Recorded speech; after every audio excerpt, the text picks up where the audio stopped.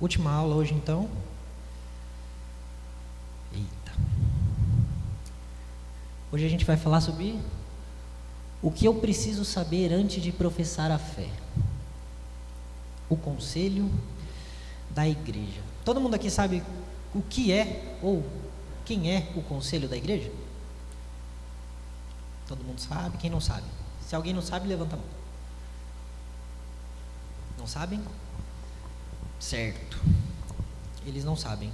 O conselho, não sei, o nosso sistema presbiteriano, ele é chamado de presbiteriano porque é governado por presbíteros, certo?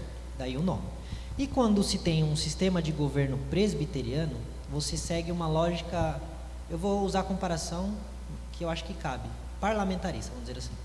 Uma lógica onde você tem representantes de outras pessoas que servem os interesses desses representados. Então você tem líderes da comunidade que tomam decisões visando o interesse de um todo. Ficou um pouquinho, deu para entender mais ou menos? Então, nós temos o conselho da igreja, que é esse grupo de presbíteros que se reúne para decidir assuntos, ou para levantar pautas, ou para julgar acontecimentos ou situações que envolvem a igreja. Então, vamos supor que a gente precisa comprar um banco novo para a igreja. Um exemplo. A gente agora não quer mais um banco só de madeira, precisa ter um almofadinho. Essa exigência ou esse pedido precisa passar pelo conselho. O conselho precisa se reunir e perguntar: faz sentido para a nossa realidade a gente gastar dinheiro com isso? Não tem outras prioridades antes? Faz sentido a gente gastar tanto dinheiro com um conforto? Ou a gente tem outras prioridades? Um irmão agiu de uma forma meio esquisita. Aí o conselho se reúne e decide, fulano, presbítero ou o próprio pastor vai dizer: eu preciso falar com fulano, tal, tudo que é conversado lá vai para o conselho decide, beleza, não está certo. A gente vai entrar nos detalhes conforme for passando a aula. Mas o conselho é aquele por quem passam as decisões na igreja. Por isso que ele não é composto de uma pessoa só. Porque se você tem uma pessoa só dizendo o que faz ou o que não faz, você pode cair, não é sempre que cai, mas você pode cair num autoritarismo. Se eu não me engano, igrejas pentecostais, eu querendo botar a culpa nos pentecostais, nada a ver. Episcopais são assim. Por quê? O bispo é quem decide tudo na comunidade. Ele tem conselhos dos presbíteros, dos diáconos, mas é ele quem diz se vai ou não vai. Se para ele os conselhos não foram suficientes para confirmar ou para negar, ele decide. Então, temos esse primeiro ponto. Nós não temos uma única pessoa que decide pelo sim ou pelo não. Nós temos um conselho de pessoas, diferente de outros modos de governo, onde é uma pessoa que bate o martelo, ainda que se tenha um certo conselho, tá? Mas eu só passei por cima. Bom, o primeiro ali já falou mais ou menos isso que a gente está falando, né? O conselho da igreja, ele admite pessoas para se tornarem membros da igreja, ouvindo essas pessoas, essas experiências religiosas dessas pessoas, conhecendo a vida dessas pessoas e conhecendo se essa pessoa tem de fato um compromisso com a palavra de Deus. Alguém aqui já passou pela árdua tarefa de ser recebido pelo conselho para explicar por que você quer ser recebido como membro ou algo do tipo? Eu já. Pastor já? Fabiano, acho que já, né? Já? Nunca? Passou? Fez profissão de fé, então passou. Basicamente, o conselho se reúne para entender. Não é para te julgar, não é para te condenar, mas para entender quais são as suas motivações. Você vem aqui, o conselho está reunido e eles te fazem pergunta: olha, como é a sua vida? Olha, como você lida com tal situação? E se X coisa acontecer? Você tem isso na sua vida? Você ainda pratica tal coisa? O que você crê? Quem é Deus para você? Você tem a Bíblia como sua única regra de fé? É uma conversa.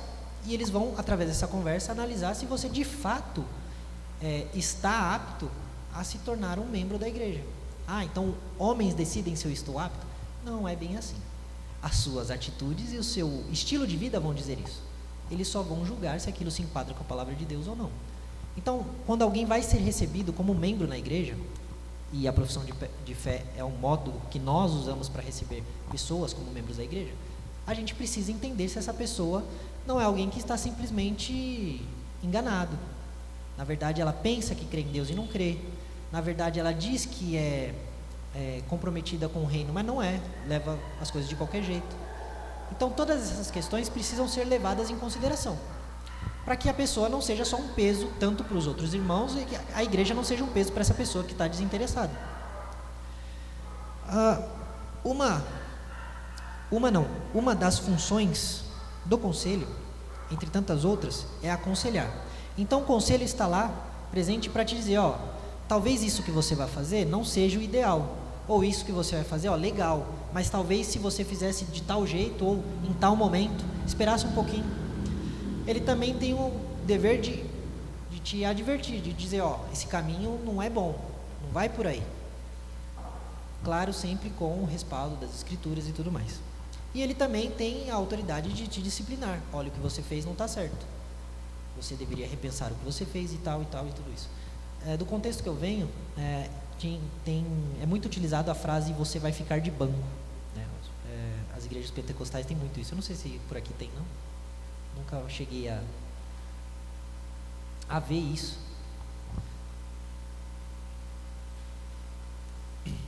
Um processo disciplinar na igreja presbiteriana, ele começa primeiro com uma visita do pastor, acompanhado do presbítero, que vai aconselhar, né, alguém que porventura esteja vivendo de modo contrário à sã doutrina, Sim. à palavra de Deus. Também pode ser que alguém seja apresentado queixa contra alguém ao conselho, né? O conselho vai procurar a pessoa, vai convocar a pessoa para estar na reunião e vai julgar se é procedente essa queixa ou não, né? Ou é possível que uma pessoa apresente denúncia contra outro irmão. Sim. Né? Queixa é quando você sofre, e denúncia é quando você sabe, presencia, tem conhecimento. Então, se você sofreu alguma coisa de um membro da igreja, você pode apresentar uma queixa contra aquele membro, para que o conselho julgue. Isso depois de você ter ido lá, conversado com ele pessoalmente, depois de você ter ido lá, tentado conversar com mais dois irmãos, aí você leva o caso ao conselho, e o conselho vai chamar então as duas pessoas para ver se há reconciliação, se há perdão. Ou seja, o conselho é no último caso. Exatamente. E há o caso de denúncia. Alguém sabe que um membro da igreja está tendo uma vida, né, pecaminosa, ele pode apresentar uma denúncia ao conselho. O conselho vai chamar essa pessoa, né, vai ouvir essa pessoa, e se for o caso, há 3 formas de disciplina. Uma delas é a advertência, né? A outra é a disciplina, que é afastamento por tempo indeterminado da comunhão da igreja, seria ficar no banco, que o irmão falou. E se o caso for grave e irreversível, ele pode ser excluído da membresia da igreja. Mas tudo isso mediante uma queixa, denúncia, que vai passar por um processo em que as pessoas terão direito de se defender, né, de cada queixa ou de cada denúncia. E tem o direito de se defender em todas as instâncias, diante do conselho, diante do presbitério, do sínodo e até do Supremo Conselho, se for o caso. Perfeito. Então, vocês percebem que o conselho, ele não é simplesmente um juiz, mas é alguém que dá a chance de alguém que, por exemplo, foi acusado falsamente, se defender. Porque parte-se do pressuposto de que, enquanto não há provas, sem evidências, não há culpa, né? Claro que a gente dá ouvidos a denúncias, qual outro termo que você usou? Queixas e denúncias, porque também a gente não pode simplesmente ignorar uma queixa ou uma denúncia, né? Mas ela precisa ser vista se de fato é aquilo que aconteceu. Então, o conselho ele serve para essas coisas, para advertir, para disciplinar, mas também para aconselhar. O conselho nunca vai servir para determinar o que você deve ou não deve fazer. Isso é com você. Claro que você vai arcar com as consequências da sua escolha, tanto para o bem quanto para o mal. Mas um conselho jamais vai poder chegar para dizer para você, não, você tem que fazer isso porque eu estou mandando. Isso não é papel do conselho. E eu estou dizendo isso porque, infelizmente, atualmente a gente está vendo casos e mais casos de igrejas abusivas surgindo na internet. onde pastor manda e desmanda, o pastor é quem decide com quem você namora, onde você trabalha, onde você estuda e o que você faz. Isso não é função nem do conselho, nem do pastor. Por isso, a única coisa que o conselho e o pastor podem fazer é te aconselhar, biblicamente te aconselhar. Se você vai seguir ou não, aí é, com você. Bom, o que o pastor explicou já está explicado por Jesus lá em Mateus 18. Vamos abrir lá em Mateus 18, versículos 15 a 20. Jesus, ele vai explicar como deve ser o processo de tratamento de problemas. E aqui, esse texto, ele é usado não só no nosso modelo presbiteriano, ele também é usado pelos modelos episcopais e congregacionais, porque é o modo onde você resolve conflitos. Vamos lá, quem puder ler para mim, por favor, Mateus 18, do versículo 15 ao 20.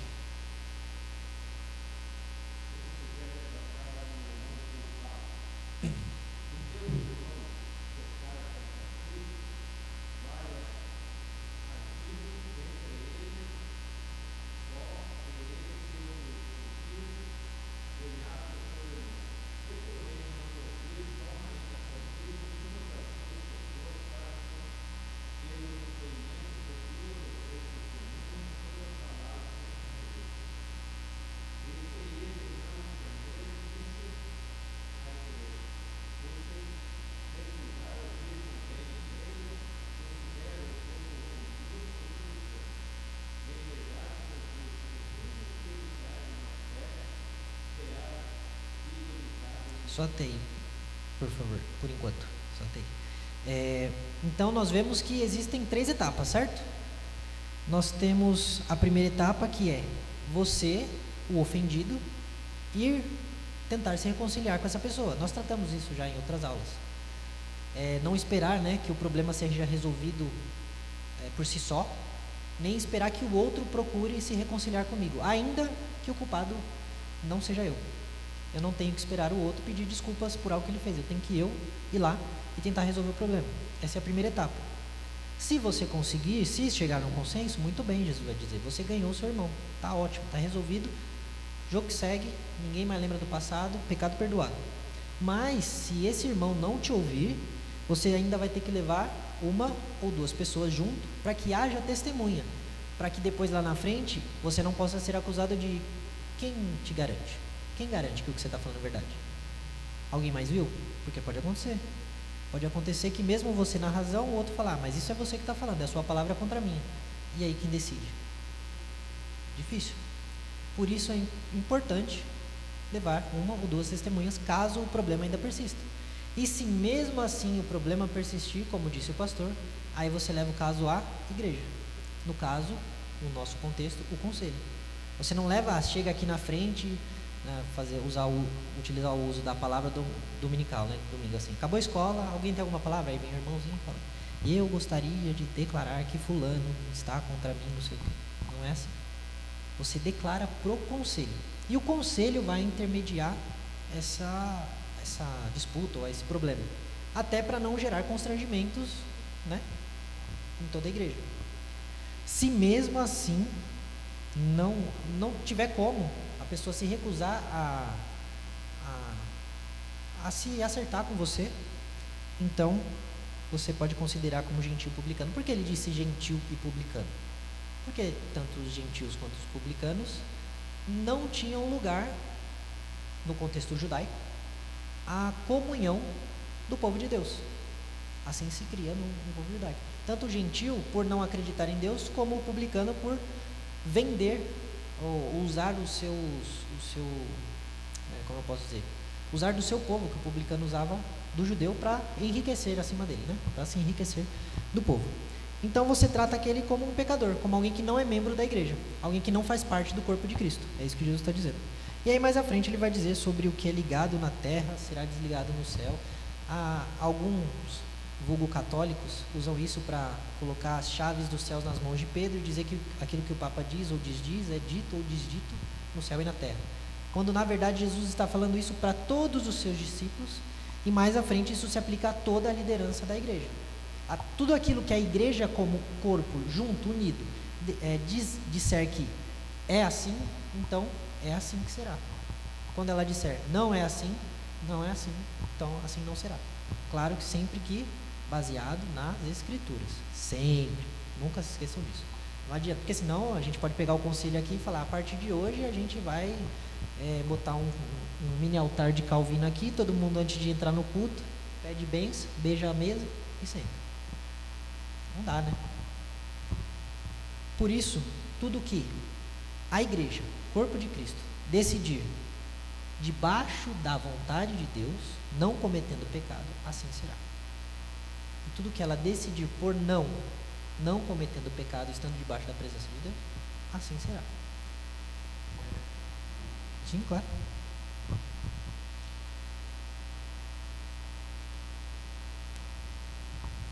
Tanto é assim que, por exemplo, se um conselho decidir algo em relação ao membro da igreja, e o membro da igreja achar que aquilo não está de acordo com a palavra de Deus, ele pode entrar com um pedido ao conselho para que este encaminhe o caso dele ao presbitério.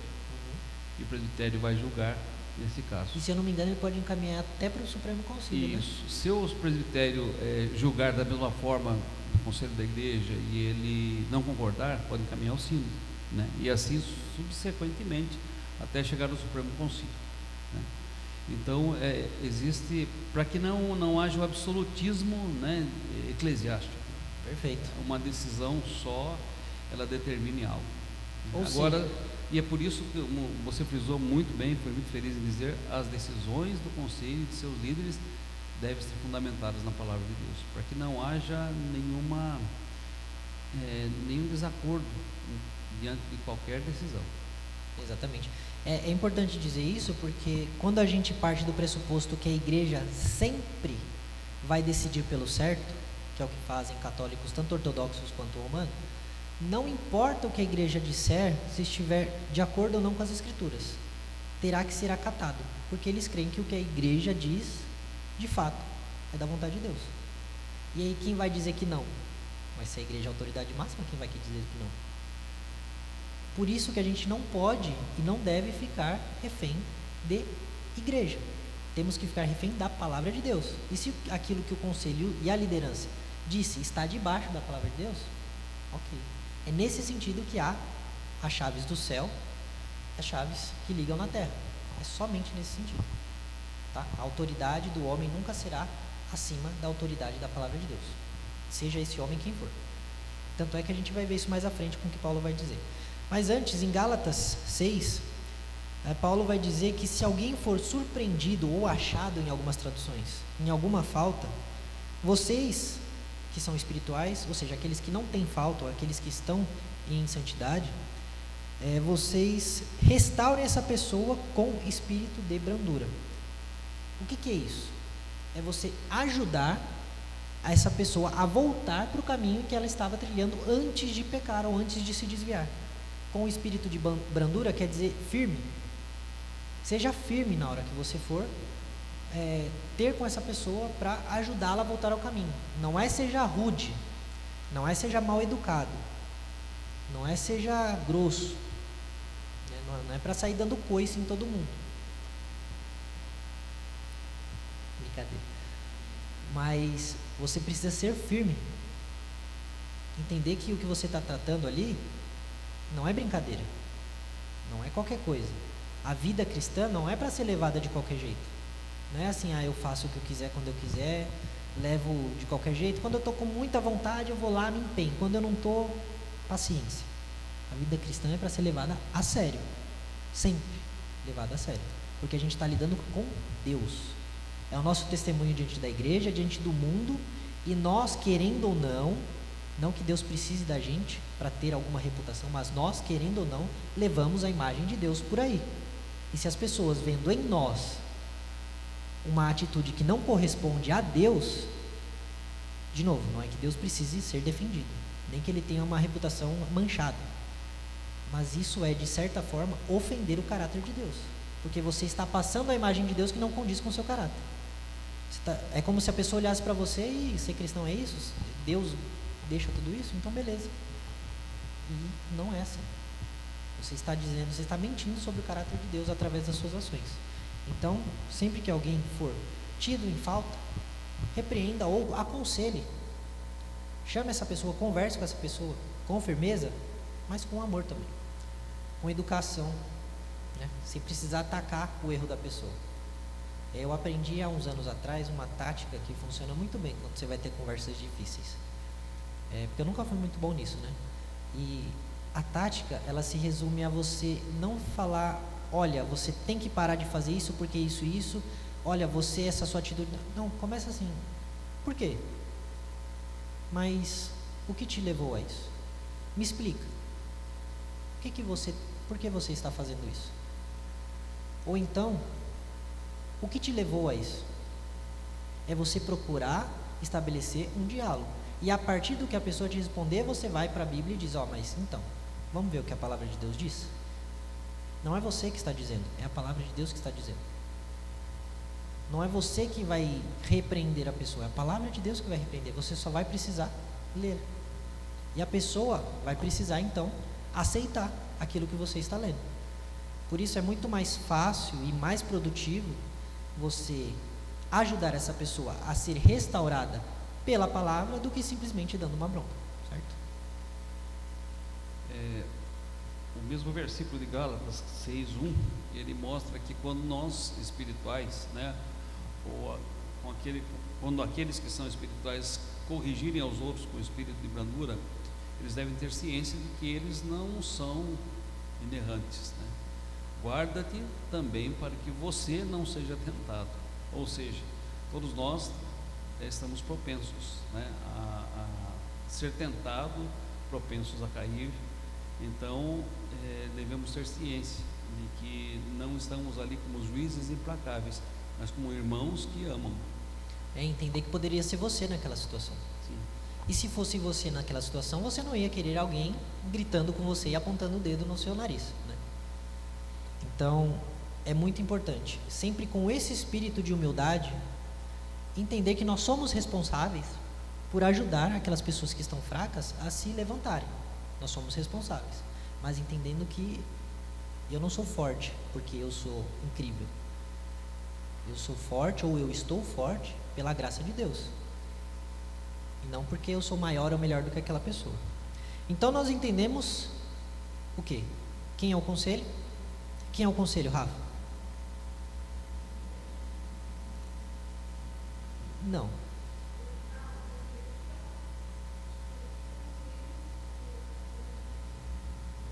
Não. O conselho de uma igreja, quem são as pessoas que fazem parte do conselho?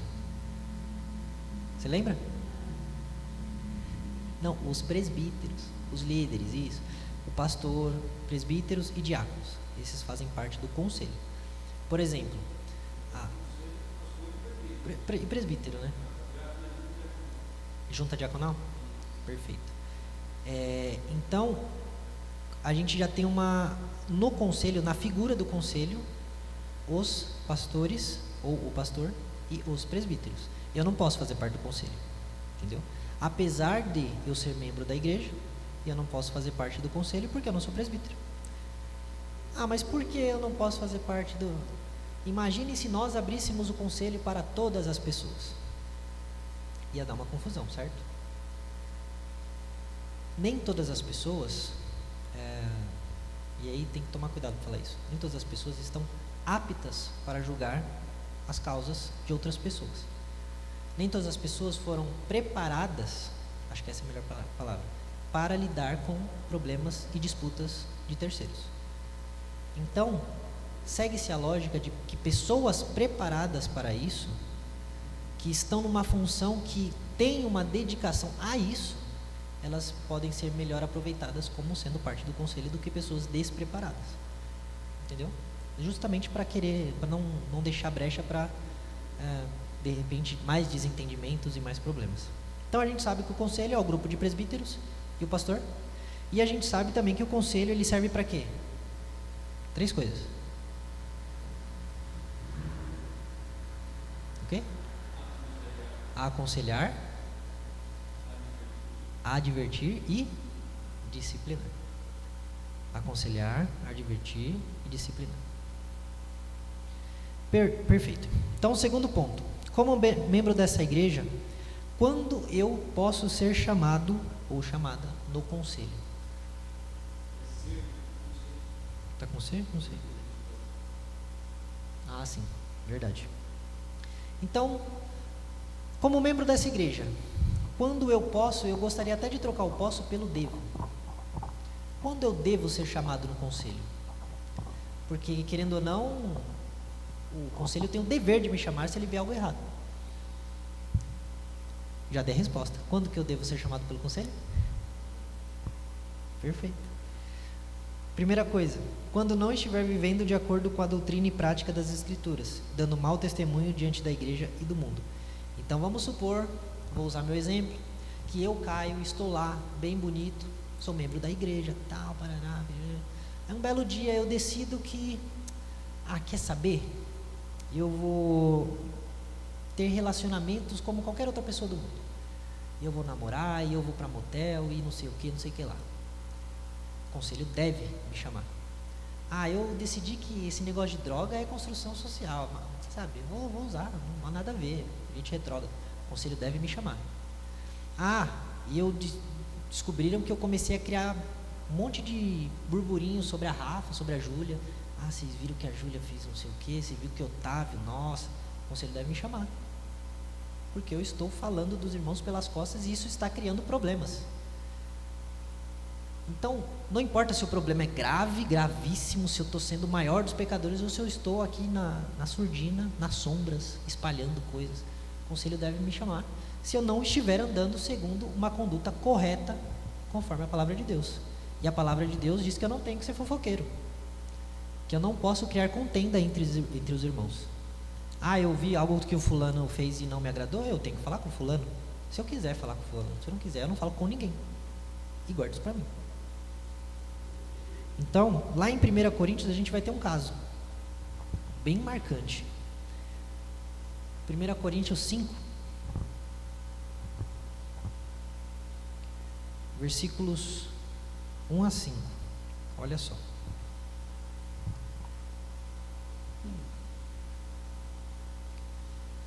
Primeira Coríntios 5, 1 a 5. Ouve-se por aí que entre vocês existe imoralidade, e imoralidade tal como não existe nem mesmo entre os gentios, isto é, que alguém se atreva a possuir a mulher de seu próprio pai. Então, olha só, o cara, provavelmente afilhado que fala? Enteado da madrasta, estava tendo relações com ela. Então, vamos supor, seus pais são divorciados ou seu pai é viúvo, e ele casou novamente. E aí você, como filho, ela não é minha mãe. Era essa a situação. E Paulo está dizendo que isso é uma imoralidade tal como não há nem entre os gentios, nem entre aqueles que não são da igreja. Até quem não está na igreja sabe que isso é errado, sabe que isso é um absurdo. E entre vocês está acontecendo isso. E ele vai falar: e vocês andam cheios de orgulhos, quando deveriam estar lamentando e tirando do meio de vocês quem faz uma coisa dessas. E aqui cabe o contexto. Por que Paulo está falando que vocês estão cheios de orgulho? Orgulho de quê? Porque a igreja de Corinto, ela era famosa em se orgulhar do discurso. Era uma igreja muito helênica. Ela era muito influenciada pela cultura grega. E os gregos eram cheios de filósofos, pessoas que falavam bem, pensavam muito, ganhavam a vida pensando, né? Fazendo essa coisa que ninguém gosta, que é pensar. Eram todos, não sei porquê, quanto mais pensa, mais problema a pessoa descobre, né? Mas eles gostavam de fazer isso. E a igreja, ela amava isso, amava descobrir os mistérios de Deus. E quem é a primeira, a segunda, a terceira pessoa da Trindade? Qual o sexo dos anjos? Não, mas olha como tal fulano fala bonito. Mas a eternidade é a eternidade para frente ou para frente para trás? Mas Jesus é Deus, se Deus não morre, quem foi que morreu na cruz? Esse tipo de coisa. Eles eram mestres assim no discurso, no diálogo. E eles se orgulhavam disso. Como nós somos inteligentes, nós temos o melhor seminário. Nosso grupo aqui é conhecido porque todos são teólogos. A nossa igreja, se for discutir Bíblia, nossa, ninguém resiste. No debate a gente arrebenta.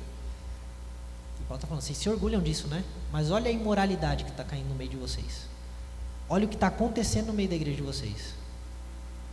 E ele vai falar: eu, na verdade, ainda que fisicamente ausente, mas presente em espírito, já sentenciei como se estivesse presente o autor de tal infâmia. Então, eu, Paulo, já sentenciei essa pessoa. Eu não preciso estar presente, porque isso que ele está fazendo já tem um castigo, já merece um castigo. E ele vai dizer qual é esse castigo lá no versículo 5: que esse tal seja entregue a Satanás para a destruição da carne, a fim de que o espírito seja salvo no dia do Senhor. Esse é um versículo difícil, mas que vou resumir. Paulo está querendo dizer o quê? Que essa pessoa seja desligada da comunhão da igreja. Ela quer viver isso? Então que ela viva essa vida. Que essa pessoa vá viver essa vida, mas ela não vai ser membro da igreja. Não vai poder participar da igreja. E aí ela vivendo essa vida, longe da igreja, longe do Senhor, o diabo vai acabar com a carne dessa pessoa, com o corpo dessa pessoa. Vai tentar essa pessoa até o último. E essa pessoa vai ser então salva. Por quê? Porque vai perceber o seu erro através das suas consequências, das suas atitudes. É isso que Paulo está dizendo. Não é que então eu posso pecar à vontade, que eu sou toda a igreja, então você salvo pecando à vontade. Não é isso. Paulo está dizendo, ó, deixa viver. Mas ele vai ter que aprender que as escolhas dele têm consequências. E eu tenho esperança de que quando ele perceber isso, seu espírito vai ser salvo, ainda que a sua carne seja destruída. É isso que Paulo está dizendo. Então, isso aqui é uma disciplina pesada. Por quê? Porque alguém estava vivendo algo ou uma vida que não era conforme aquilo que as Escrituras dizem. Então foi necessário que Paulo e o conselho, porque Paulo envolve os líderes da igreja de Corinto nessa decisão, foi preciso que eles decidissem essa causa, entregando essa pessoa aos seus próprios desejos, que é mais ou menos o que Deus faz também com as pessoas, né? Querem pecar? Então peque, mas não reclamem depois da consequência. Segundo, quando eu devo ser chamado pelo conselho? Quando eu for objeto de queixa. Quando alguém tiver alguma queixa contra mim, como disse o pastor. Ou quando eu for objeto de denúncia.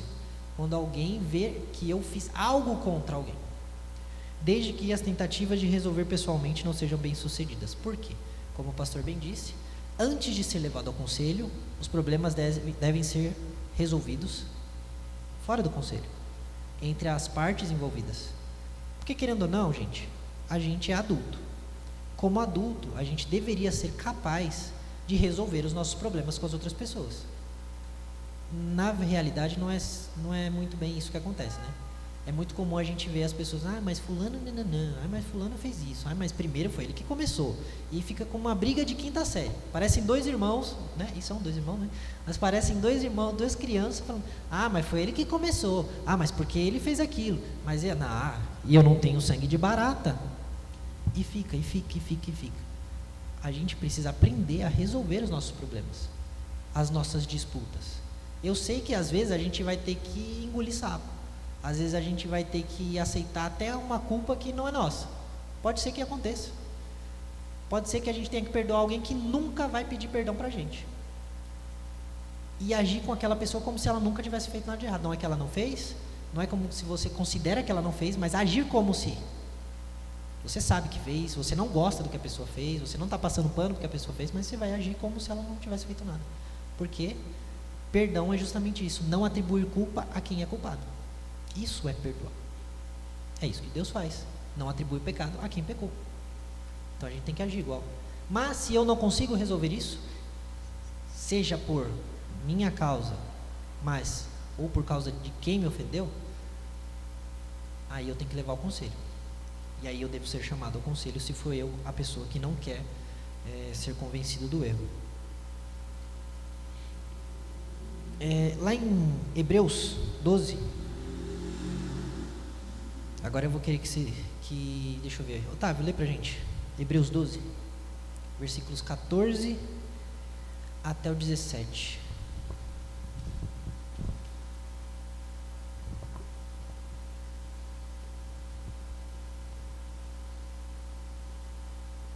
Segui a paz com todos e a santificação, sem qual ninguém verá o Senhor. Atentado diligentemente, porque ninguém seja faltoso, separando-se da graça de Deus, nem haja alguma raiz de amargura que, brotando, vos perturbe, e por meio dela muitos sejam contaminados. nem haja algum impuro ou profano, como foi Esaú, o qual, por muito repasto, vendeu o seu direito de primogenitura. Pois sabeis também que, posteriormente, querendo herdar a bênção, foi rejeitado, pois não achou lugar de arrependimento, embora com lágrimas o tivesse buscado. Olha só, o autor aos Hebreus, ele está dizendo que nós devemos procurar viver em paz com todos. Em outro lugar, aí já Paulo vai falar, no que depender de nós, precisamos viver em paz com todas as pessoas. No que depende de mim, eu tenho que estar em paz com todo mundo. Sabe aquela coisa de, você não gosta de alguém? Tem alguém que você não gosta, assim, que o santo não bate, que, sei lá, você tem, como dizem os jovens agora, você tem ranço de alguém? Você tem que responder o quê? Qual é a resposta certa para essa pergunta? Qual que é? Não. Se alguém te perguntar se você não gosta de alguém ou se você tem ranço de alguém, você deve responder não. Ué, por que eu vou ter ranço de alguém? Por que eu vou detestar alguém? Você pode não gostar de como aquela pessoa age. Pode. Você pode achar que aquela pessoa é uma pessoa ruim. Porque a pessoa de fato pode ser ruim, né? A pessoa pode ser uma encrenqueira, a pessoa pode ser uma encrenqueira, não. A pessoa pode ser uma pessoa que passa por cima dos outros, que humilha, que responde de qualquer jeito, pode ser uma pessoa orgulhosa, sabe aquelas pessoas orgulhosas que dá até raiva de conversar? Você fala com ela, parece cada 2 palavras, 3 é ela te colocando para baixo e se pondo lá em cima, sabe? Tem essas pessoas. Eu sei que dá um calorzinho aqui dentro, né? A vontade, mas isso é a carne falando. Nós, como filhos de Deus, nós não podemos odiar as pessoas. Não podemos dizer que eu tenho ranço de alguém. Quando a gente encontra essas pessoas, isso é Deus falando pra gente, ó, é por esse aí que você tem que orar. É esse aí que, se precisar de você, você vai ter que ajudar. É esse aí que, quando você vê na fossa, no pior momento da vida dele, você vai ter que ser o primeiro a estender a mão. O primeiro. Por quê? Porque no que depender de nós, temos que viver em paz com todos. E amar não é amar quem nos ama. Porque, como disse Jesus, qualquer pessoa faz isso. Os maiores ditadores da humanidade tiveram mães que eles amaram. Eu estava vendo, tem uma foto da Segunda Guerra Mundial. Eu não gosto de falar o nome dele, que às vezes na internet dá ruim, né? Mas o do bigode, tem uma foto com um cachorro que ele amava. E ele amava aquele cachorro. E vai dizer que ele é uma pessoa doce, gentil, amável. Não era, né? Não era.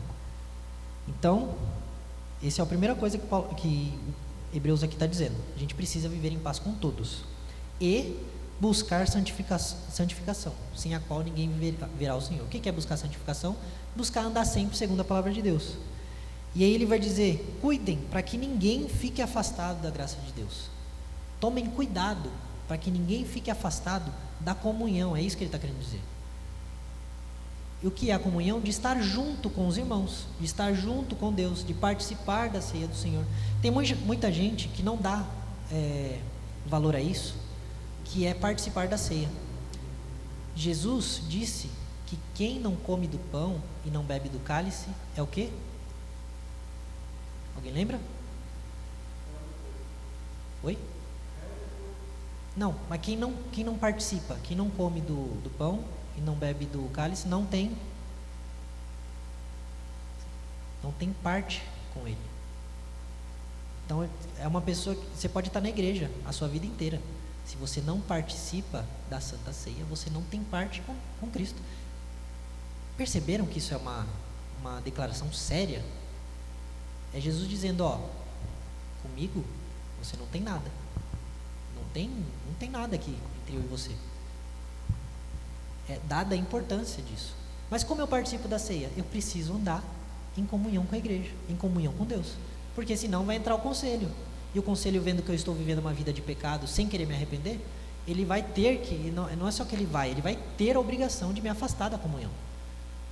Porque senão aí entra o que o Fabiano disse, você é réu do corpo e do sangue de Cristo, porque você está participando da ceia indevidamente, sem se arrepender dos seus pecados. Então, até para evitar mais essa culpa no seu currículo, o conselho vai lá e te proíbe de participar deste momento. Então a gente tem que tomar cuidado para nunca ficar afastado da comunhão, seja com a igreja, seja com o próprio Deus. E ele vai dizer que nenhuma raiz de amargura deve brotar e com isso causar perturbação por meio dela, no meio. O que é isso, raiz de amargura? É quando alguém faz algo contra mim e eu fico remoendo aquilo, e eu guardo aquilo no coração. Fico, mas fulano, mas não, aí todo dia no culto tá fulano aqui, no banco aqui, o outro aqui, e fica só assim. Sabe? Aquele comportamento super, normal. E fica os dois assim, cara. Aí passa aqui no corredor para ir comer os dois lá, todo mundo cumprimentando, o outro faz, o cara fecha. Boa noite. É isso. Ele está falando, cuidado, para que nenhuma raiz de amargura brotando faça isso. Separe vocês. Porque se fizer isso, você vai ter que ser chamado pelo conselho. Porque você não está perdoando o seu irmão. Você está se recusando a fazer aquilo que Jesus disse: perdoar. Terceiro motivo pelo qual eu devo ser chamado pelo conselho: quando eu estiver seguindo ensinamentos falsos e heresias de seitas que sustentam outro evangelho que não o evangelho de Jesus Cristo. E esse texto aqui é, supimpa. Alguém fala supimpa ainda não, né? Gálatas, Júlia, dê para nós, Gálatas 1, versículo 6 a 9.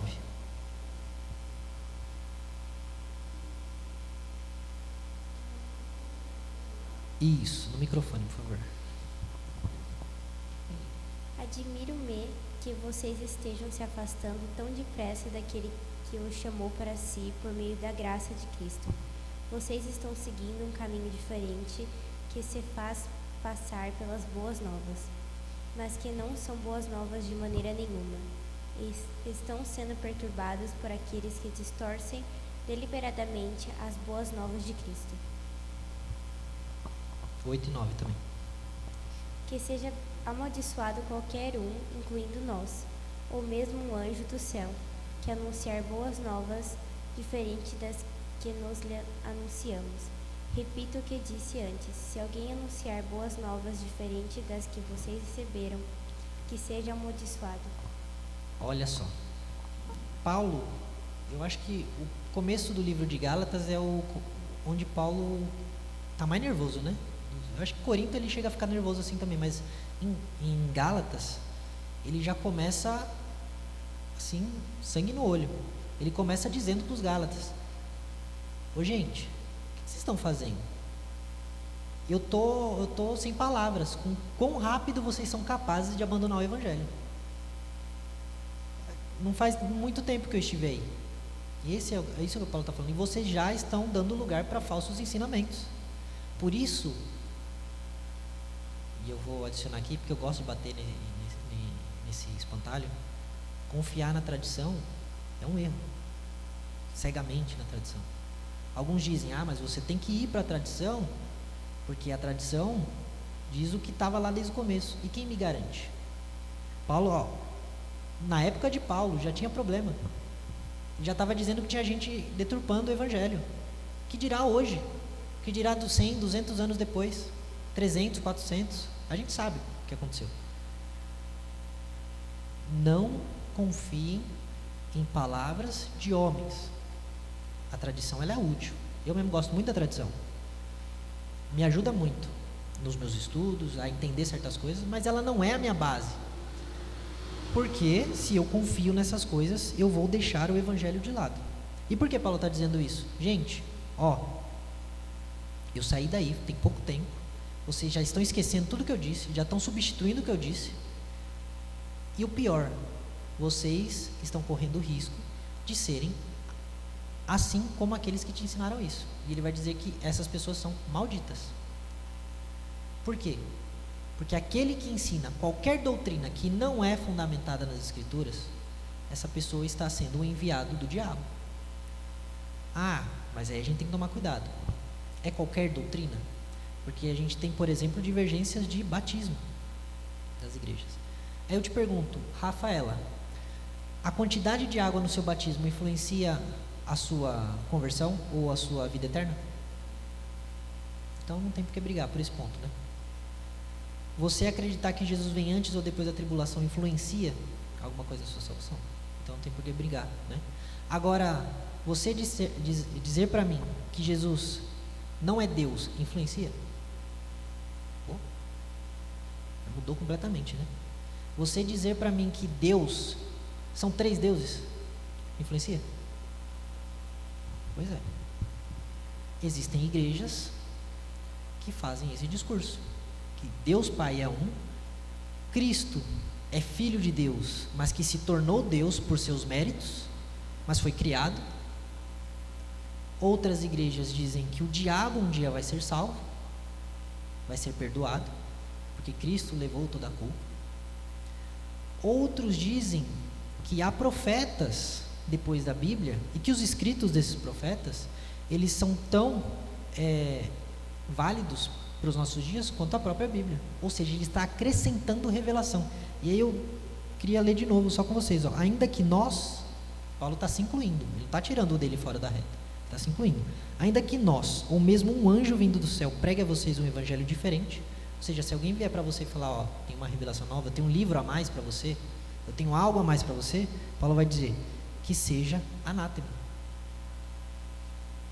Porque o que a gente precisa saber, o que a gente precisa ter, a gente já tem. A gente não precisa de novas revelações, não precisamos de novas doutrinas. Mas ainda hoje existem igrejas que fazem uso disso. E cada vez mais igrejas fazem uso disso. Agora não mais escrevem, né? Não tem mais profetas que escrevem, mas tem profetas que revelam todo dia, cada dia numa live diferente, revelando o sucesso, revelando tudo.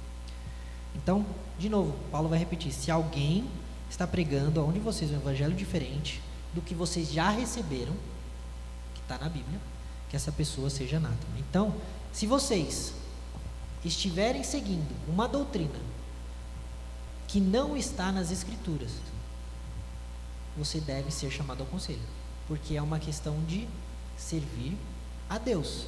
Se você não está servindo a Deus, é obrigação do conselho te chamar, porque você está como um membro fora do corpo, mas um membro doente, e um membro doente precisa ser tratado, senão todo o corpo adoece, certo? Tá certo? Eu creio que no contexto da Galácia, né, o problema eram os judaizantes que estavam influenciando aquelas pessoas, e elas estavam não só confiando na graça para a salvação, mas também nos ritos, nas cerimônias e nas obras para a salvação. Então Paulo diz que esse não é o evangelho, esse é outro evangelho, porque o evangelho de Jesus Cristo ensina que somos salvos pela graça, sendo as obras Perfeito. uma evidência da nossa salvação. Perfeito. Então, vamos recapitular para vocês não esquecerem. Quem é o conselho? Júlia.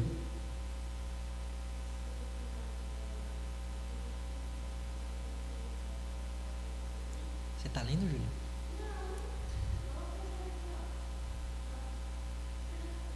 Ah, tá.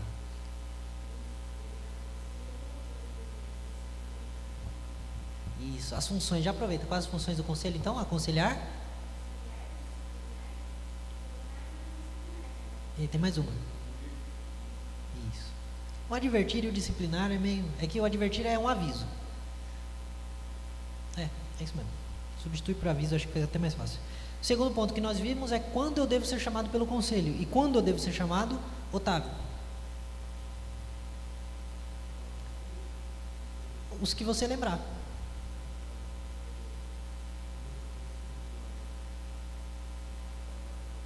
Isso. Perfeito. Lembra mais algum ou não? Isso. E o último que nós falamos agora? Se você... Bíblicas. Isso. Perfeito, perfeito. Falou tudo. Então a gente vai para o terceiro ponto. Qual a finalidade da disciplina? Por que eu devo ser disciplinado? Bom, vocês já foram... É que disciplina é uma palavra muito formal, né? Mas por que eu devo ser... Por que alguém deve chamar minha atenção? Porque eu fiz alguma coisa errada?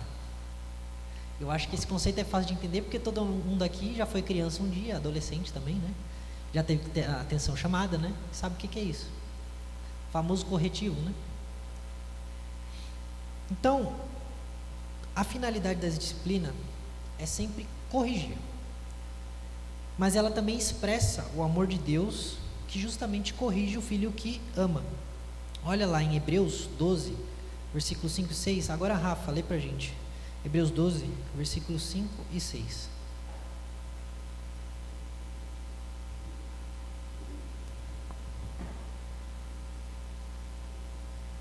Estais esquecidos da exortação que como os filhos discorre convosco.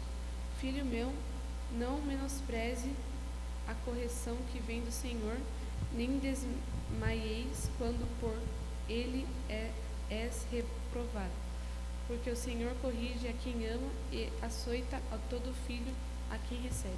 Ninguém gosta de ser corrigido. Ninguém gosta de ser disciplinado. Não é gostoso, mas é necessário. O que a Bíblia está dizendo para a gente é que se Deus está me disciplinando ou nos disciplinando, é porque Ele nos ama. Vocês já repararam que uma pessoa que não anda nos caminhos de Deus, ela vive a vida toda errada e parece que não tem consequência?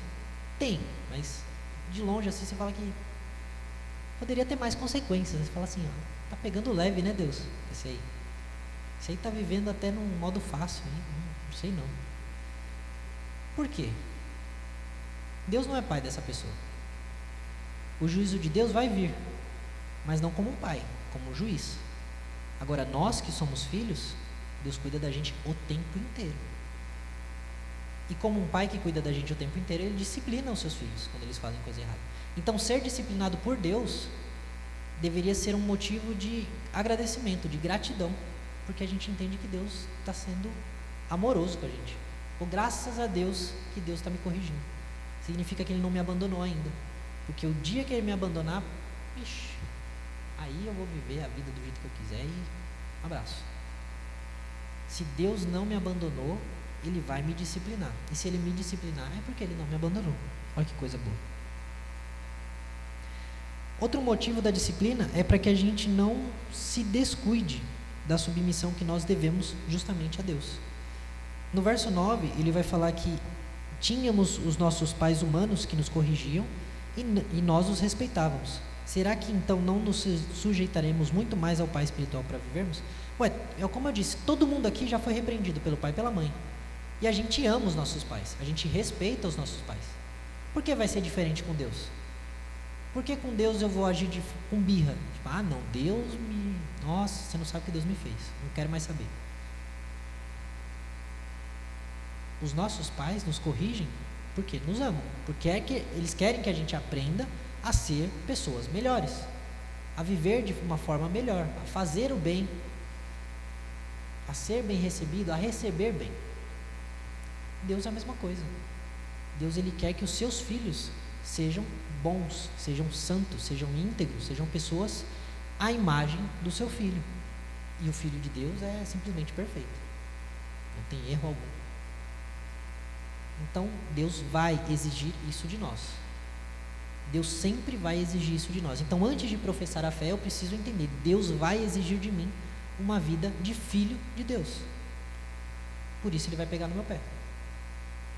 E o outro motivo é que para que a gente possa participar da santidade de Deus. No versículo 10, a gente vai ver, pois eles nos corrigiam, ele está falando do pai ainda, né? Por pouco tempo. Os meus pais corrigiam por pouco tempo, segundo melhor lhes parecia. Deus, porém, nos disciplina para o nosso próprio bem, a fim de sermos participantes da sua santidade. É como se ele estivesse dizendo aqui, os nossos pais, quando nos corrigiam, pode até ser que algumas vezes eles se excederam. Pode até ser que algumas vezes não foi assim, né, tão justo assim. Pode ser que, de repente, você foi injustiçado. Acontece, pode acontecer, normal. Pais também erram. Só que Deus não. Deus, quando Ele nos corrige, é para o nosso próprio bem. Porque é justamente para que a gente não erre, para que a gente não seja condenado pelo nosso pecado, para que a gente não crie mal para outras pessoas por causa do nosso pecado e não crie mal a nós mesmos por causa do nosso pecado. O que Deus menos quer é que a gente vá para o inferno, gente. E o jeito dele dizer, ó, você não vai para o inferno, é te falar, sai dessa estrada que está te levando para lá. Nem que Ele tenha que te tirar de lá à força. Outro motivo para que Deus nos discipline é para que possamos experimentar o fruto pacífico que se obtém através da disciplina. O que é isso? O que é o fruto pacífico que se obtém através da disciplina? Fruto é a consequência de um ato, certo? Com a disciplina eu posso experimentar as consequências do meu erro. De que forma? Eu aprendo com eles. Eu aprendo não só que eu não devo fazer, mas o porquê eu não devo fazer. O que aquilo pode gerar? Ah, eu sei que eu não devo matar alguém porque, né, pelo amor de Deus, você está matando alguém. Ah, eu sei que eu não devo mentir porque, nossa, eu posso chatear alguém. Além de ser errado, eu posso chatear a pessoa. Eu posso, de repente, causar mais problemas ainda, uma mentira vir atrás da outra. A pessoa pode ser culpada de algo porque eu menti. Então você passa a entender não só que foi um erro, mas por que você errou e a não cometer mais esse erro. Então você passa a ter, como ele fala aqui, experimentar o fruto pacífico que se obtém através da disciplina. Você aprende como evitar o seu erro. Você aprende por que não fazer e como não fazer. Você se aperfeiçoa, ou é aperfeiçoado, né? Melhor dizendo. Você é aperfeiçoado, sabendo então por que você errou, como você errou e como você não vai errar. A experiência, ela é uma mãe, assim, que ela é, olha, o ser humano parece que ele só aprende pela experiência, né? Às vezes a gente fala, inteligente é aquele que aprende com o erro dos outros, mas realmente é difícil alguém que aprende com o erro dos outros. Geralmente a gente só aprende quando a gente passa. Por quê? Porque a gente experimenta na pele o problema que a nossa escolha gerou. E aí a gente entende, nossa, era isso, olha só. Não era o que eu pensava, não era o que eu achava. E aí eu recebo então o fruto pacífico disso, para poder viver sem cometer os mesmos erros. E por último, para que, se as nossas mãos estiverem decaídas e os joelhos trôpegos, eu posso substituir isso aqui, bambos, não é? Se os meus joelhos estiverem bambos, sabe aquela pessoa que anda meio que quase caindo, mancando? Se eu estiver dando mancada, vamos pôr assim, se eu estiver com a minha mão caída, dando mancada, para que eu, ou minha mão e os meus pés, os meus joelhos sejam restabelecidos. Se estivermos mancos, se estivermos quase caindo em pecado, para que eu seja curado e volte a andar com saúde, e para que eu aprenda a andar nos caminhos retos, nos caminhos do Senhor, para que eu tenha a capacidade de olhar e dizer, aqui melhor não, aqui isso eu não posso fazer, aquele lugar eu não posso ir, isso eu não devo falar, isso eu não devo fazer. E o texto de Hebreus 12, ele vai dizer exatamente isso: levantem as mãos cansadas e fortaleçam os joelhos vacilantes, façam caminhos retos para os seus pés, para que o manco não se desvie, mas seja curado. Então, através da disciplina, eu consigo ser fortalecido, eu consigo ser levado de volta ao caminho, e eu consigo me tornar apto a julgar os meus caminhos para que eu não erre novamente, do mesmo jeito, da mesma forma. Perfeito? Então, para que serve a disciplina? Vamos lá. Qual a finalidade da disciplina, Júlia? Cita uma finalidade.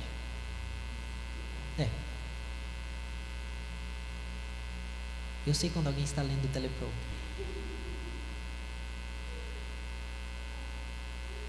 Pensa, pode ir com as suas próprias palavras. Se Deus está te disciplinando, por quê? Para quê? Para quê? Não, mas para quê? Só porque ele tem um prazer. Vou pegar a Júlia aqui porque, nossa, adoro castigar a Júlia. Para que Deus te disciplina? Perfeito. Consegue dar mais um motivo, Otávio? Queria mais gente. Rafa, consegue dar mais um motivo?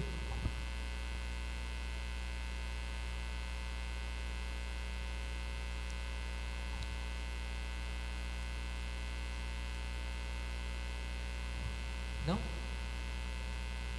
Para que a gente aprenda qual caminho a gente deve trilhar. Para que a gente aprenda a discernir o que é bom, o que não é, o que agrada a Deus e o que não agrada. Mais ou menos igual acontece com os nossos pais, né? Para que outro motivo, para que a gente participe da santidade de Deus, para que a gente tenha comunhão com Deus, seja restaurado, curado. Importante. Quantos traumas nós não temos por causa de erros que nós cometemos?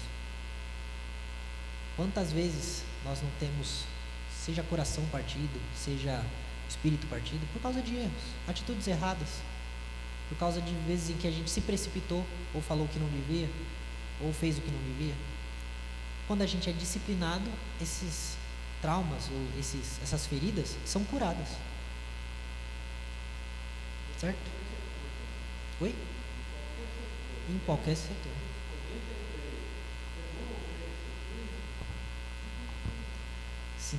Exatamente, se não houver disciplina, não funciona. Isso vale para tudo na vida. A gente precisa de disciplina em todas as áreas, inclusive dentro da igreja. Quando se fala nessa disciplina, né, há dois aspectos, como colocou o senhor Francisco. É a disciplina pessoal, né, primeiro, né, e a disciplina pessoal, ela por si só vai nos fazer participantes da santidade de Deus, né, a gente ser disciplinado enquanto crente. E se não houver a disciplina pessoal e falhas que não possam ser corrigidas mediante aconselhamento, então a disciplina como um ato do conselho da igreja, né, para o bem do faltoso. Citar um exemplo, muitas vezes há pecados que as pessoas cometem e não se dão conta, e conseguem enxergá-lo na vida dos outros, mas não na sua própria vida. Davi, né, quando adulterou, Natã foi até ele com a missão de discipliná-lo, né, e Natã contou a Davi uma história, e Davi se indignou com a história que Natã havia contado, né? No entanto, o principal personagem da história era ele mesmo, né? Então a disciplina foi necessária na vida de Davi, e Deus chamou o profeta Natã para desempenhá-la, porque de outra forma Davi não ia entender que ele havia pecado, a gravidade do seu pecado, né? O quão objeto foi o seu pecado e quão necessário ele arrepender-se diante de Deus. Exato. Então é aquela coisa, é muito fácil a gente ver o erro dos outros. O nosso já é um pouquinho mais difícil. Não é? Exatamente. Certo. Então a gente viu, de novo, vocês vão decorar. Quem é o conselho?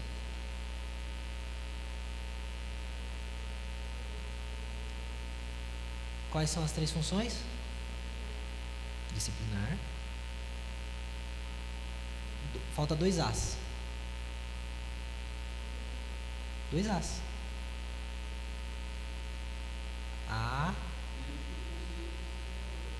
Não está no nome do conselho. Aconselhar e mais um A. A placa de trânsito é um quê? Não. Ela é um A. Isso, ou advertir. Exatamente. A gente viu também qual a finalidade, né? Por que eu devo ser disciplinado? Por que eu devo ser disciplinado, Rafa? Diga um. Para você andar no caminho certo, no caminho de Deus, exatamente. Otávio, você lembra de mais um?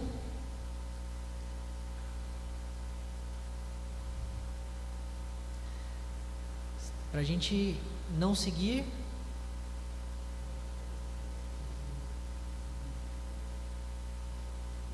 falsas doutrinas, falsos ensinamentos, isso aí. E a gente viu também quando que eu devo ser chamado pelo conselho. Quando, Júlia? Perfeito, perfeito. Último ponto de hoje. se eu for disciplinado, o que eu devo fazer? Chorar no banho? Pode ser, se você se arrepender assim, se isso mudar a sua atitude, pode ser.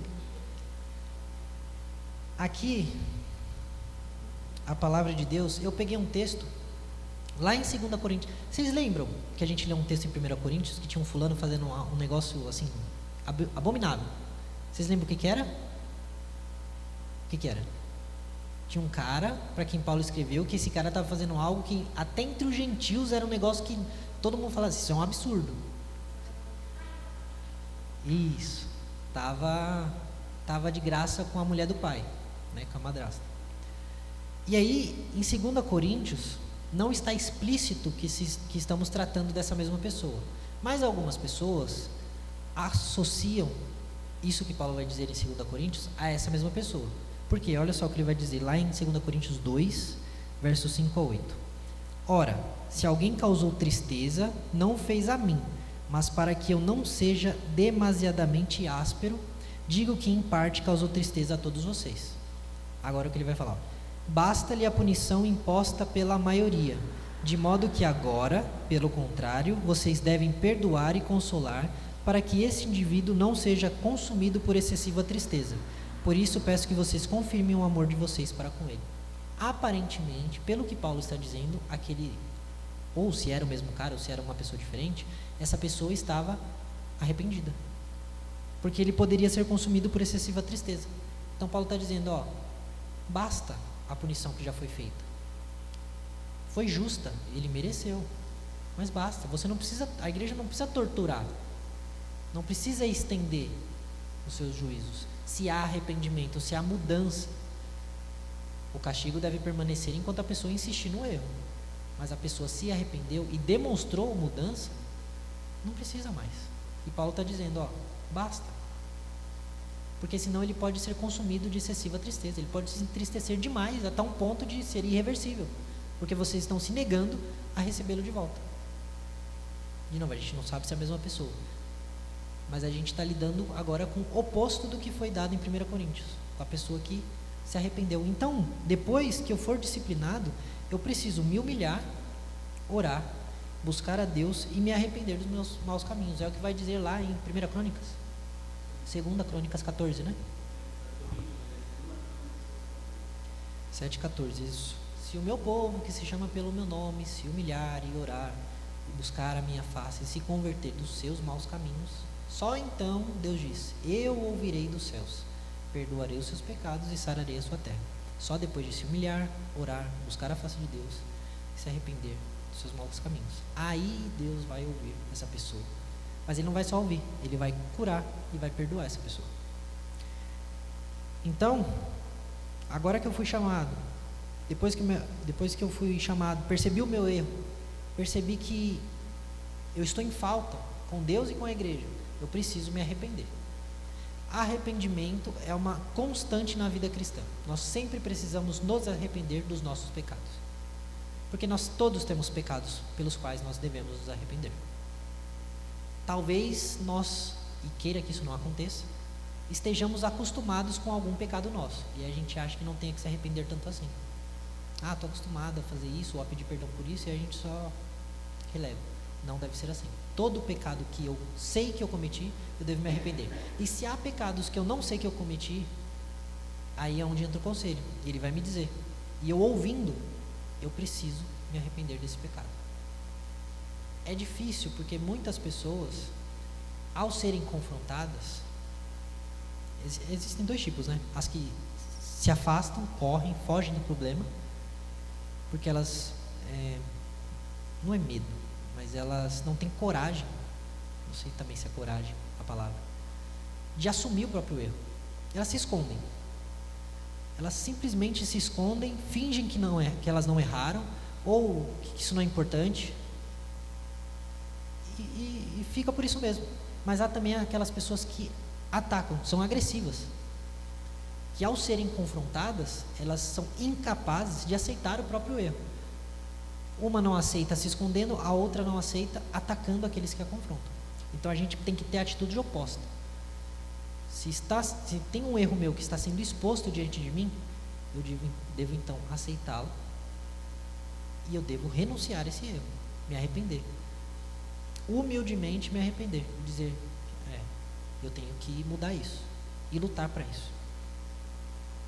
Outra coisa que eu devo fazer é buscar a restauração, a comunhão da igreja, reconhecendo esses erros e assumindo o compromisso de fidelidade a Deus e de obediência às autoridades eclesiásticas, desde que essas autoridades permaneçam fiéis às Escrituras.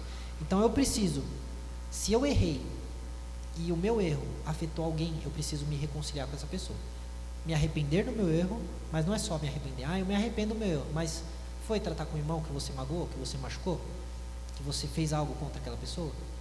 Senão você ainda está em falta, senão você ainda precisa resolver isso. O que eu erro, de repente eu fraudei alguma coisa, roubei ou não sei, envolvido com dinheiro aí, você precisa resolver isso também. Você se arrependeu? Se arrependeu, mas você precisa resolver o problema que você causou, porque senão vira uma igreja de arrependidos, mas que não resolvem nada. Muito fácil dizer, eu me arrependi, e ficar por isso mesmo. Falar, até papagaio fala, né? Eu me arrependi. Se você ficar todo dia papagaio, arrependi, eu me arrependi. No quinto dia ele vai falar, eu me arrependi. Você vai chamar louro, eu me arrependi. Então, eu preciso me arrepender e resolver os problemas que eu causei. Certo? Falta é considerado aquilo que fere a pureza, a paz e a comunhão na igreja. Portanto, o arrependimento, ele tem que buscar a restauração desses três aspectos, né? A pureza da igreja, a paz na igreja e a comunhão na igreja. E a comunhão, exatamente. Não há espaço na igreja para exclusão voluntária. E entenda a igreja aqui não só como instituição, mas como um grupo de pessoas reunidos. Eu não posso simplesmente excluir fulano porque sim. Mesmo que eu tenha motivos, eu não posso excluir da minha convivência, ou excluir do meu ciclo social, ou se a pessoa está passando, eu atravesso a calçada para outra calçada. Não posso. A gente teve, uma aula só sobre isso, sobre o que é perdoar, sobre como resolver os conflitos, né? Se não me engano, acho que era esse o título. Então a gente precisa se arrepender e resolver os problemas, sejam eles de ordem moral, sejam eles desentendimentos pessoais, não importa, a gente precisa resolver esses problemas com amor, com perdão e trazendo de volta a comunhão. Ótimo, acabamos. Uhul, falei demais. Vamos lá, vamos ver. Repetir bastante. Última vez que eu vou perguntar. Quem é o conselho? Antes de ir para as perguntas finais. Vamos lá, Rafa. Ou foi o Otávio que não respondeu ainda quem é o conselho? Otávio, né? Você respondeu? Então, Otávio, quem é o conselho?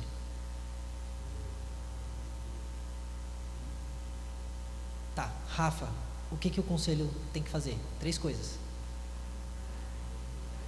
I com D. Tá quase.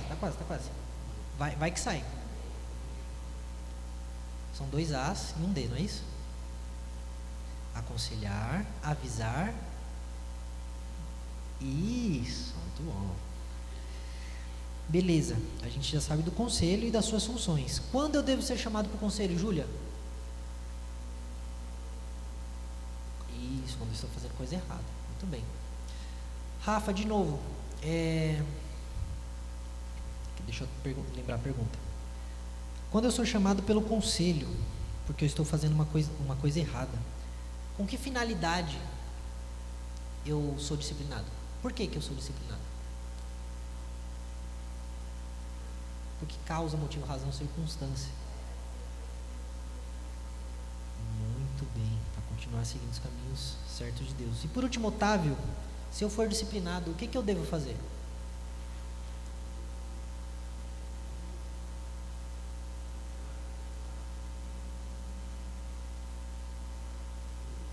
Isso.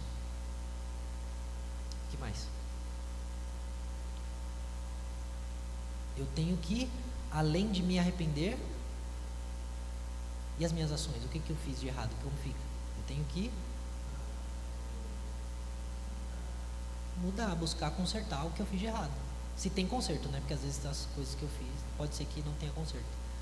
Mas se tem como eu fazer algo para melhorar a situação que eu fiz, caso eu seja a pessoa que infringiu algo a alguém, eu tenho que ir lá e fazer o possível para, vamos dizer assim, indenizar aquela pessoa, para reconciliar com aquela pessoa, né? Para restabelecer o vínculo. Por último, nós temos as perguntas aqui. Você está disposto a se apresentar ao conselho para ser ouvido quando a sua experiência religiosa e quanto ao seu compromisso com Deus? Vou repetir. Você está disposta a se apresentar ao conselho para ser ouvido de acordo com as suas experiências de vida e religiosas? Está disposto a passar por isso? Sim? Você promete obedecer às autoridades da igreja enquanto elas estiverem sujeitas à Bíblia? Maravilha. Você assume o compromisso de aceitar tanto a admoestação quanto a advertência e a disciplina da igreja, se isso se fizer necessário? Perfeito. Ó, tá filmando? Bota para filmar eles ali. Por último, você assume o compromisso de disciplinar sua conduta para que isso não seja necessário, ou seja, você confirma o compromisso de fazer o possível para evitar ser necessário ser chamado pelo conselho? Maravilha. Vocês são testemunha, hein, gente? Então é isso, gente. Essa foi a aula de hoje. Alguma dúvida? Alguém tem algo para acrescentar? Não? Perfeito. Diga. Só para quem estiver acompanhando poder ouvir.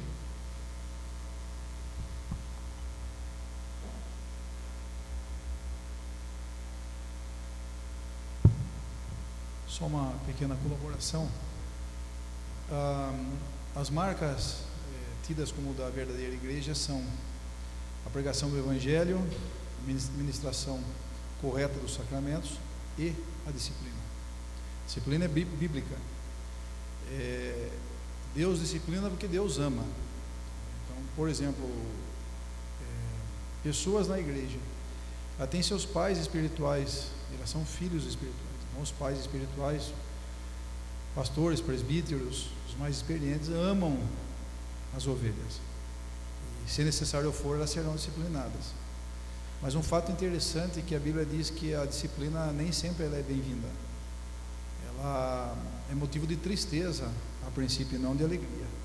Mas uma vez disciplinado, e essa disciplina aceita, ela produz frutos pacíficos, frutos de justiça. Então nós vemos que a disciplina ela é de suma importância. Então eu dei essa pequena colaboração nesse ponto final em relação à disciplina, porque ele é um ponto que realmente o conselho da igreja sempre está atento, porque é bíblico e se faz necessário quando algo acontece, e assim como nós já ouvimos do pastor no estudo, quando a falta ela produz problemas à igreja, ao corpo de Cristo, junto da sociedade. Isso é zelar pela doutrina, zelar pelo nome de Deus, zelar pelo nome de Cristo. Portanto, a disciplina ela não pode estar separada da igreja. A pregação do Evangelho, da ministração dos sacramentos, e a disciplina também faz parte importante. É importante lembrar, que o conselho não vai chamar ninguém assim de graça. Se você for chamado pelo conselho, é porque a coisa já está num nível avançado, Nunca vai ser assim de primeira. Mas beleza. Para encerrar nosso breve, mas não tão breve estudo, pastor, você ora para a gente?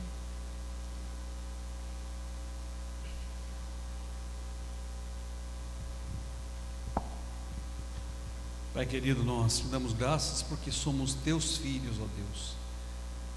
Te louvamos, te bendizemos porque isso só se fez possível porque Jesus Cristo deu sua vida por nós na cruz. Fomos comprados por um preço incomparável, ó Deus, por grande preço. Ajuda-nos como filhos a te glorificar, te exaltar, honrar e viver de acordo com a tua vontade, ó Deus. Ajuda-nos como filhos a seguirmos os teus ensinamentos, ó Pai, assumindo compromissos cada vez mais crescentes com a tua palavra, ó Deus. E se necessário, ó Deus, sempre que necessário, discipline-nos, para que nós possamos enxergar os nossos erros, nós possamos, ó Deus, perceber a gravidade das nossas iniquidades, confessá-las, arrependidos diante do Senhor, e sermos convertidos dos nossos maus caminhos, ó Deus, para que assim experimentemos a tua boa, perfeita, santa e agradável vontade. Agradecemos-te pelo estudo, pela vida do nosso irmão Caio, que ministrou este estudo nessa noite. Agradecemos pela vida dos nossos irmãos aqui presentes e por aqueles que acompanharam a nossa live. Pedimos que abençoes, ó Deus, aqueles que estão doentes, que o Senhor esteja curando-os das suas enfermidades. Fica conosco, é o que te pedimos em nome de Jesus. Amém.